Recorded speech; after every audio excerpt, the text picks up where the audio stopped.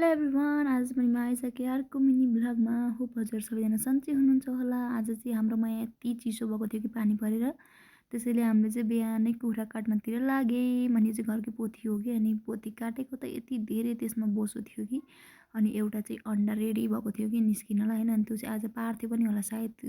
अनि सानो सानो भन्ने अन्डा चाहिँ कति धेरै थियो। अनि हेर्न सक्नुहुन्छ हजुरहरूले बोसो हेर्नु न, पैँयाले कति साह्रो टल्केको कि त्यो फ्रेस पालेको भएर है। अनि मैले चाहिँ बेसार अनि नुन अनि अमिलो हालेर मोल्न राखिदिएँ। अनि राखेको 10-15 मिनटमा चाहिँ मैले त्यसलाई कराही बसालेर कराहीमा तेल नहालिकन त्यत्तिकै फ्राई गर्न राखेँ। किन भन्दामा यति धेरै बोसो देखेको थियो नि है, त्यो बोसोले नै भुटिन्थ्यो होला कि मासु होइन। अनि त्यही सोचेर नै मैले बोसो तेल नहालिकन त्यत्तिकै फ्राई गरेको, नभन्दै तेल यति निस्केको थियो त्यो बोसो पग्लेर।